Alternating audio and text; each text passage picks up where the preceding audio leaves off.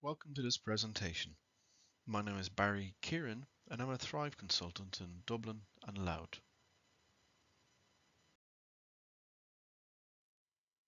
Now, limiting beliefs come up a lot in the Thrive program. In fact, it is our limiting beliefs that drive a lot of our behaviors and symptoms. One of the most common beliefs that people hold is about their past. Most people believe that their past has a big impact on their lives today. They believe that the earlier part of their lives, their childhood or adolescence, is having a significant impact on their current lives today. And that might be because they may have been bullied at school, may have had abusive parents, or may have been overweight, or gotten savaged by a dog, suffered some emotional or traumatic events. Most people believe that in some way, shape, or form, specific events in the past are still having a profound hold on them now, today, and is affecting their lives in a negative way. That would indeed be a very reasonable assumption, but the fact is, it is not true. Earlier life events, no matter how conflicting or traumatic, have very little, if any, direct effect upon your life now. Traumatic experiences and memories aren't causing your symptoms in the here and now. And it is not true for the following two reasons. Firstly, our memories are entirely constructive. What that means is that you don't actually store events or experiences in the back of your mind. Most people believe we have a black box type of recording device or filing cabinet or a rewindable videotape type memory back where all our past experiences are stored. It feels like we do, but we don't. Cognitive psychology and neuroscience have impressively demonstrated that memory is an active process that involves interpretation and construction. Actually, we only probably store somewhere in the region of 2 to 5% of all the information about an experience or event.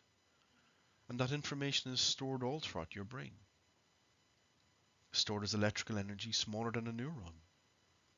So, for example, if you think back to what you did last Saturday, you have a few microscopic specks of electrical energy in your brain that represent that experience.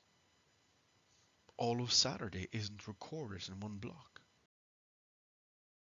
As we said earlier, memory is constructive, which means we make the memory every time we think of it. So back to last Saturday, for example, if I ask you right now, what did you do last Saturday, you'd probably start thinking. I usually meet Dan for a coffee. We usually go to such a place, and you remember the new clothes you're thinking of wearing, and you usually have a good time with Dan, etc. And it is these snippets of information that allow us to create a clear image in our mind that satisfies our curiosity, and we tend to leave it at that. And that may or may not be true, and you may or may not have had those clothes on, or maybe it wasn't such a wonderful experience, etc. But the real thing to understand is that you made that memory up right there and right then. You constructed that experience from a few bits of information. We could look at this another way. Take your experience from last Saturday, for example, again. Make it into a 50 or 100 piece jigsaw puzzle, and each time you think of it, you only actually find 3 or 4 of those pieces, and the rest of the puzzle we tend to fill in because it seems to fit. That is the way our brains work. That memory you think you have, for example, of a traumatic experience of, say, let's being savaged by a dog, and that memory always comes rushing forth every time you see a dog, and that isn't actually true. That's not an unresolved memory of when you were bitten by a dog that comes rushing through every time you see a dog. It's not a memory coming to the surface. You were creating that memory now. And you were creating that picture and all the feelings associated with it. So the belief that events from earlier in your life, no matter how traumatic they are, your belief that those events, those memories are affecting you now is not true. And we can show you how to get over this in a few sessions. What is true is the way you think and the way you choose to feel and your beliefs about that experience. That it does still affect you today. And this is what is true. So, if you did get bitten by a dog and when you were a child and you still think dogs are terrifying, well, it's not surprising you have a panic attack the next time you see a dog. But that is about the belief you have now as an adult, nothing to do about the fact that you had been bitten by a dog 20 years ago. So memory is constructive at every stage in the process. The second reason why it should not be about the past is that we do not store and do not bottle up emotion anywhere. We just simply don't do it.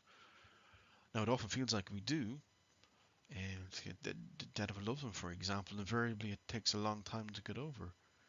After your loved one dies, you understandably create lots of emotion and lots of.